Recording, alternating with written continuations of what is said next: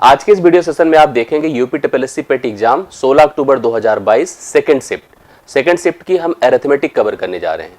इसके पहले का जो वीडियो मैंने आपको दिया था उसमें इसी डेट का अर्थात 16 अक्टूबर का शिफ्ट 1 का अरिथमेटिक मैंने कवर कराया था।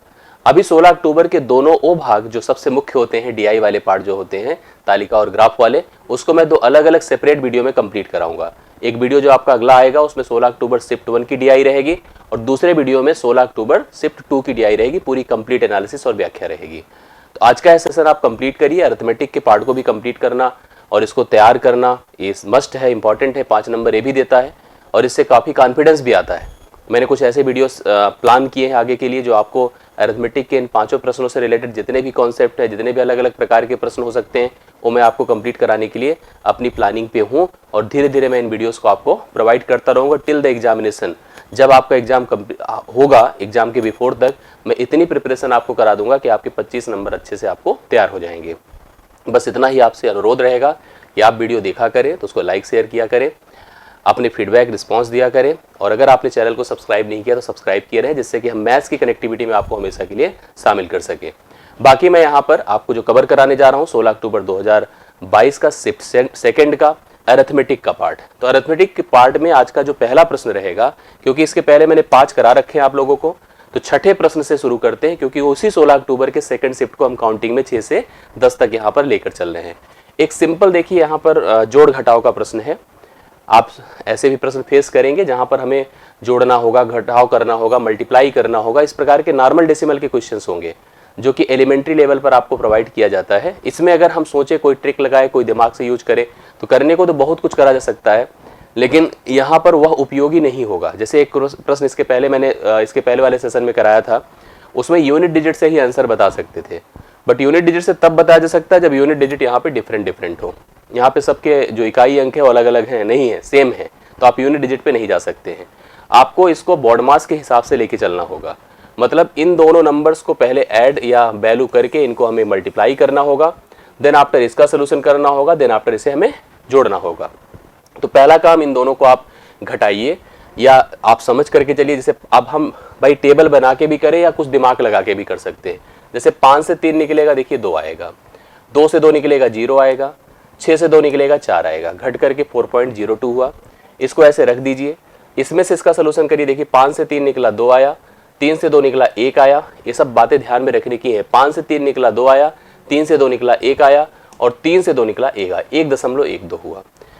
अब ये 2 नंबर है, इनका पहले तो हमें मल्टीप्लीकेशन करना है। 3 डिजिट का नंबर है। अब 3 डिजिट के नंबर का मल्टीप्लीकेशन, और आप दोनों में दो प्लेसेस पे डेसिमल है। यहाँ पे आप चाहे तो इसका सोल्यूशन करके रख लीजिए, पहले से ही हम कर लेते हैं, कोई ऐसी बात नहीं है। और यहाँ पर देखो डेसिमल आफ्टर 4 वैल्यू है, डेसिमल आफ्टर 3 वैल्यू है, तो थोड़ा सा अगर आप चाहो तो इसको ऐसे ऐसे लिख सकते हैं, तो बड़ी अच्छी बात रहेगी, कोई दिक्कत की बात नहीं है। हाँ, लेकिन आप सोल्यूशन करोगे माइनस में आएगा, इसका मतलब कन्फर्म है कि जो पीछे वाला नंबर है अमाउंट में बड़ा है, भले ही साइन के हिसाब से छोटा है, तो आपको इससे इसको घटाना होगा। ये मत भूलिएगा कि हम जो है चले इससे इसको घटा दे। 2.987 है, घटेगा कौन बताएं? 0.0016। आप घटाइए इसको, यहाँ पर शून्य बढ़ेगा और 10 से 6 4 होगा, 6 से 1 5 होगा, 8 होगा, 9 होगा और यहाँ पर 2 होगा। 2.9854 इसका मान हो रहा है। ठीक है, आप इसका सोल्यूशन करिए और डिसाइड करिए कि इसका आंसर क्या होने वाला है। तो हम लोग सबसे पहले मल्टीप्लिकेशन की तरफ फोकस्ड होते हैं कि मल्टीप्लिकेशन क्या होने वाला है। 3 डिजिट का मल्टीप्लिकेशन है, आप इसको कई प्रकार से सोच सकते हैं। जैसे मैं सोचने को अभी दशमलव दिमाग से निकाल ही देता हूं कि 2 स्थान पे दशमलव है, बाद में 4 स्थान पे कर दूंगा जैसे इसमें है। आप इसको मान लो कि यह 400 है, एक तरीका यह है कि और प्लस 2 कर लीजिए। ठीक है, और इधर आपके सामने 112 है, 112 का गुणा 4 से करें, 2 जीरो ऐसे बढ़ा लीजिए। 4 दूना 8 हुआ, 4 1 के 4 हुआ, 448 हुआ। 2 से गुणा करेंगे तो कन्फर्म है कि 224 होगा। भाई इससे 2 से गुणा करिए, 224 हुआ। 4 हुआ, 2 हुआ, 8 2 कितना होता है बताएं? 8 2 10, कैरी 1 हुआ, 4 1 5 हुआ और ये 4 हुआ। दशमलव 4 स्थानों पे लगेगा, 4.5024 हुआ। अब एक चीज हमको ध्यान देना है कि यहाँ पर भले आपको प्लस दिख रहा है, बट जो अमाउंट आया होगा माइनस में, क्योंकि ये वैल्यू आपकी बड़ी थी। तो ये माइनस जब बाहर निकलेगा तो घटेगा ही, अर्थात 4.5024 से आपको घटाना क्या है? बोलिए 2.9854।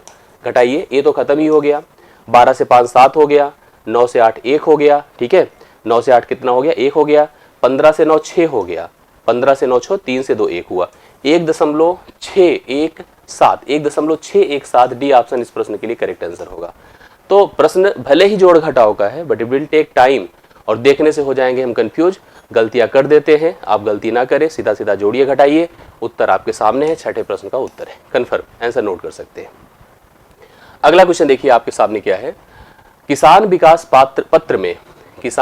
पत्र में मनोज की बचत का 1/3 हिस्सा, एक किसान विकास पत्र होता है आप सब जानते होंगे, मनोज की बचत का 1/3 हिस्सा 1/3 पार्ट पब्लिक प्रोविडेंट फंड में उसकी बचत के आधे के बराबर है। दो बचत हैं, एक तो उसका किसान विकास पत्र है, दो प्रकार के बचत हैं, ध्यान से देखिएगा।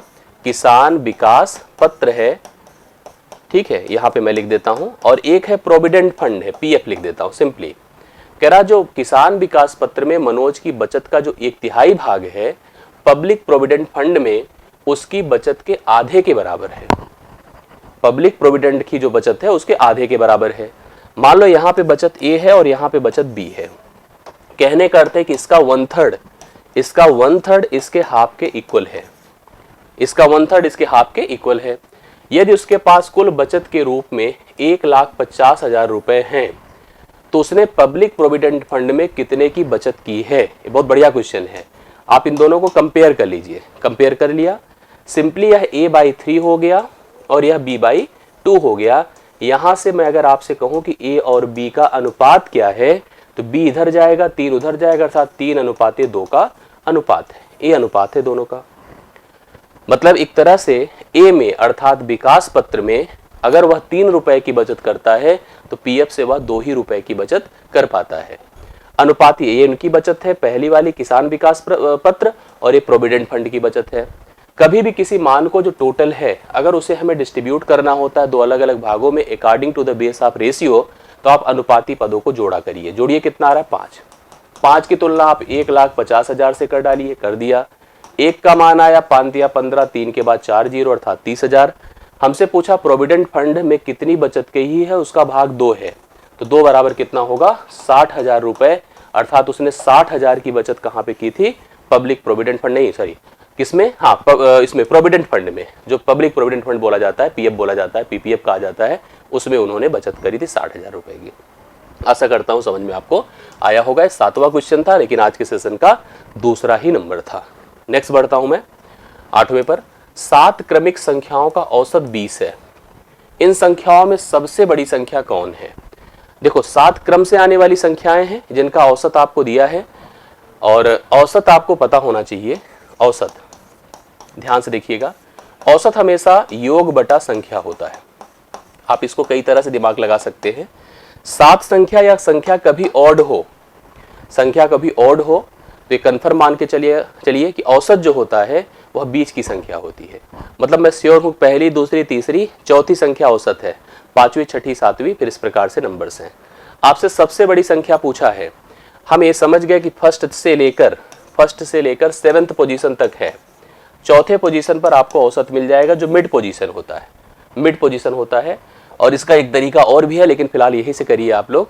ये है आपका 24 चौथे पर, 5वें पर 21 होगा, 6ठे पर 22 होगा, और 7वें पर क्या हो जाएगा 23 हो जाएगा, 23 इस प्रश्न के लिए सबसे बड़ी संख्या हम लोग बता सकते हैं। क्रमिक संख्या है ना, सीक्वेंस से आ रही नंबर।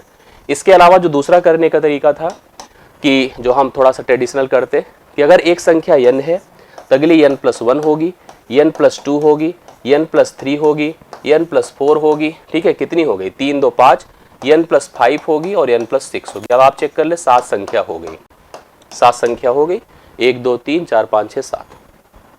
इनका औसत अगर 20 है, अगर औसत 20 है, योग इन सभी संख्याओं का 20 × 140 होगा। कैसे आया पता है, 20 औसत गुणे संख्या 140। ये ट्रेडिशनल तरीका में करा रहा हूं। सभी पदों को जोड़े, 1n, 2n, 3n, 4n, 5n, 6n, 7n, लिखा 7n प्लस 1, 2, 3, 3, 3, 6, 6, 4, 10, 5, 15, 6, 21 बराबर कितना करिए 140, अर्थात 7n बराबर कितना होगा, घटेगा अगर तो 119 होगा। n बराबर 17 हो गया, n बराबर 17 हो गया। सबसे बड़ी संख्या n+6 है, 17 6 कितना है 23 है। मैंने आपको पहले भी बता रखा था उत्तर कितना आ रहा है 23 आ रहा, पहले भी देखिए टिक कर रखा है। तो ऐसे ना जाकर के आपको बीच की संख्या पे पहुंच जाना चाहिए था। बीच की संख्या चौथी होगी, हमेशा औसत मिड में होता है, ये ध्यान रखिएगा आप लोग। चौथी पोजीशन पर 20 है, इसका मतलब पांचवी पर 21, छठी पर 22 और सातवें पर डायरेक्टली बोल सकते थे 23 है। तो करेक्ट आंसर आठवें प्रश्न का कितना है? 23 है। राइट सोल्यूशन आप लिखिए। सरल करना है और ये बहुत आसान से एक पैटर्न का यूज है, मैंने आपको बताया भी शायद। a प्लस बी का होल वर्ग माइनस a माइनस बी का होल वर्ग डिवाइड बाई अगर कभी a b दिया है तो बिना किसी डाउट के आप आंसर बोलो 4। क्या बोलिए? 4। आंसर क्या होगा? 4। कोई कैलकुलेशन करने की जरूरत नहीं है। यहाँ पर आप देख रहे हैं कि आपको लिखा है 46 प्लस 84 अर्थात a प्लस बी का होल स्क्वायर माइनस 76 प्लस 84। एक थोड़ा सा चेंज है, हम लोग यहाँ पर 46 प्लस 84 देख रहे हैं और 76 प्लस 84 देख रहे हैं, मतलब a अलग नंबर है और अलग नंबर है। अब ये कन्फ्यूजन था। देखो इस गलती से हम लोग इसको 4 लगा दे तो बात यहाँ पर अजीब हो जाएगी। मतलब हम जब करें, पहले तो मेरे दिमाग में आया और उस हिसाब से देखिए उत्तर हम लोगों ने देखिए 4 टिक भी किया। बड़े कन्फ्यूजन मुझे जब आई है तो सबको आएगी, तो कन्फ्यूजन को हम हटाएंगे नहीं। आप ध्यान से देखिए इसको करना कैसे है। आपको क्वेश्चन में दिया है 46 प्लस 84, ठीक है, माइनस कितना है बोलिए? 76 प्लस 84 और डिवाइड बाई कितना है बोले? डिवाइड बाई है 76 इंटू 84। क्वेश्चन हालांकि ऐसे ही होना चाहिए था जो मैं यहाँ पे पैटर्न बता रहा था, बट ये डाउट दिया है तो लेते हैं डाउट इसका। जोड़िए इसको 6 4 10, 8 4 12 1 13, 130 होगा, 80 40 120, 130 हुआ, 130 का स्क्वायर है माइनस, अगर इसको जोड़ते हैं हम लोग यहाँ पर 6 4 10, 8 7 15 1 16, 160 का स्क्वायर है, कन्फर्म है। डिवाइड बाई कितना है? 76 इंटू 84, 76 इंटू 84। मतलब ये प्रश्न बनाया है डिफरेंट गया था या टाइपिंग में गलत है। यहाँ पर ये एक्चुअली 46 ही होना चाहिए था या 76 ही होना चाहिए था। मतलब यहीं पर या तो 76 कर देते या तो इसको 84। अगर इस हिसाब से करेंगे तो आंसर तो आपको देखिए नेगेटिव में आना चाहिए, क्योंकि अगर इसको देखें तो 13 term में 169 होता है, या एक बार जोड़कर एक बार घटाया जाता है। 169 के बाद डबल जीरो आता और 256 के बाद डबल जीरो आता और डिवाइड बाई 76 इंटू 84 होता, जो हमको यहाँ पर लिखा मिला है। इस हिसाब से इस प्रश्न का उत्तर यहाँ पर आ ही नहीं सकता इस कंडीशन में। या तो कन्फर्म है ये जो 46 लिखा 100% 76 होगा, इतना तो कॉन्फिडेंस सही है, तो 76 होगा। इसके हिसाब से राइट सोल्यूशन आपका कितना होगा? एग्जैक्टली 4 होगा, क्योंकि इस कंडीशन में जो नंबर दिया है बीच में माइनस लगा तो यहाँ पे रिजल्ट तो नेगेटिव आता, पॉजिटिव आ ही नहीं सकता था। इसलिए इसका उत्तर, ये पैटर्न राइटिंग मिस्टेक थी यहाँ पर। एक्चुअली क्वेश्चन या तो 76, आप लोग कमेंट करके बताना अगर आपको जानकारी है कि यहाँ पर क्या था एग्जैक्टली 76 प्लस 84 का होल स्क्वायर, क्योंकि अगर ऐसी कोई डाउट रही होती तो पिछली बार एनालिसिस में मैं डिस्कस किया होता, मैंने कोई डिस्कशन नहीं किया था। ये क्वेश्चन ये था, या तो 76 84 रहा होगा तो इसके हिसाब से नीचे भी चेंज रहता, या तो 46 प्लस अगर 84 रहा होता तो नीचे भी उस हिसाब से 46 84 होता। पैटर्न यही है जो मैं बता रहा हूँ। a प्लस बी का whole square plus a minus B का होल स्क्वायर, दो तरह के फार्मूले होते हैं, जो फार्मूला है दो हम आपको बता दे रहे हैं। a square plus B square always 2 होता है। एक दूसरा जो भी हम लोग इस क्वेश्चन में देख रहे हैं, a प्लस बी का whole square minus a minus B का whole square divide by A B is equal to always 4 होता है। और यहाँ पर देखो क्वेश्चन में क्या है, यहाँ बीच में माइनस रखा है और यहाँ भी माइनस रखना चाहिए था, यहाँ भी क्या रखना चाहिए था? माइनस। तो इस हिसाब से उत्तर को बनाना चाहिए था, प्रश्न को बनाना चाहिए था और आंसर इसके अकॉर्डिंग आता। तो राइट सोल्यूशन आपने नोटिस किया जो मैं बता रहा हूँ, क्योंकि यहाँ पर माइनस होने से वैल्यू ऐसी इस तरह से जनरेट ना हो पाती। अगला क्वेश्चन देखिएगा। ये क्वेश्चन मैंने बार बार आपको बताया, मैंने इस पर वीडियो भी दिया आप लोगों को, आप इसको देख लीजिएगा। बाकी उस पर अगर कोई डिस्कशन करना हो तो कमेंट करिएगा। देखिए क्वेश्चन क्या है, 9 प्लस 4 रूट 5। मैंने हमेशा कहा कि यह क्वेश्चन a प्लस बी के होल स्क्वायर का फॉर्मेट है। ये नंबर हमेशा a square plus B square होता है। बीच डिसाइड करता है साइन जो बीच में है कि a प्लस बी है कि a माइनस बी है। तो इससे कंफर्म हो गया कि a प्लस बी के होल स्क्वायर पर होना चाहिए। ऑप्शन इसका बहुत बढ़िया सहारा है कि ऑप्शन से डायरेक्टली आप आंसर कर सकते हो, बट हम जानते हैं कि ये टर्म 2ab होता है। क्या होता है? 2ab। और ये कंफर्म है कि है a square plus B square है। तो आप इसको पहले ब्रेक कर दो, 2 गुणे अब क्या होगा 2 इंटू रूट 5, मतलब अब रूट 2 प्लस रूट 5 या रूट 5 प्लस 2, चाहे जो बोल दीजिए, आंसर एक ही है, क्योंकि रूट 5 का मान 2 पॉइंट समथिंग करके होगा, इसलिए इसको रूट 5 प्लस 2 बोलिए। और इसी का होल स्क्वायर ये है। आप ऐसे भी चेक कर सकते हैं, 5 रूट 5 का स्क्वायर 5 होता है और 2 का 4 होता है, तो 5 4 यहाँ पर 9 है। ऑप्शन से वैसे भी खत्म किया सकता है, जैसे देखो 5 होगा और ये 9 होगा, 5 9 14 होता है। यहाँ पर देखिए 4 होगा, सॉरी 2 होगा और 25 होगा, ये भी नहीं हो सकता है। 4 होगा 5 होगा, यही होगा सी ऑप्शन। और यही देखिए वहां पे दिया है, चाहे 2 प्लस रूट 5 बोले, चाहे 2 प्लस रूट 5 बोले, चाहे 5 रूट 5 प्लस 2 बोले, दोनों इसके आंसर हो सकते हैं। मतलब एक ही चीज़ है, उसमें कोई डिफरेंट नहीं है, दोनों एक ही है। तो इस तरह से आप इसको डिसाइड कर सकते हैं और इसका आंसर इस क्वेश्चन का कितना आ रहा है, सी ऑप्शन है 2 plus root 5 the right solution, और यही वर्गमूल है इसका। और इस तरह से आप इसका आंसर बता सकते हैं। मुझे भरोसा है कि सेशन आपको अच्छा लगा होगा। जो भी कन्फ्यूजन्स हैं उसको क्लियर करिए, दूर करिए। कोई डिस्कशंस हो आप नीचे वीडियो में आप कमेंट करिए, आपके कमेंट एक्सेप्टेबल हैं, स्वीकार हैं। आप जो बताएंगे उस पर हम फिर से वर्क करेंगे और जहाँ ज़रूरत पड़ेगी उस हिसाब से हम आगे आपके लिए एफर्ट करते रहेंगे। नीचे डिस्क्रिप्शन में मैथ्स का ग्रुप है टेलीग्राम का, उसको ज्वाइन किए रहें। उसमें हम बीच में एक्टिविटी, क्विजेस और भी सारी चीज़ें कवर कराते हैं और वो आपके लिए एक वैल्यूएबल ग्रुप रहेगा। और हम भी अपने संदेश जब भी आपको ज़रूरत रहती है आपको प्रोवाइड करते हैं। तो आज के लिए मेरी तरफ से इतना ही। बहुत बहुत धन्यवाद। मुलाकात होती है नेक्स्ट वीडियो में। Thank you so much.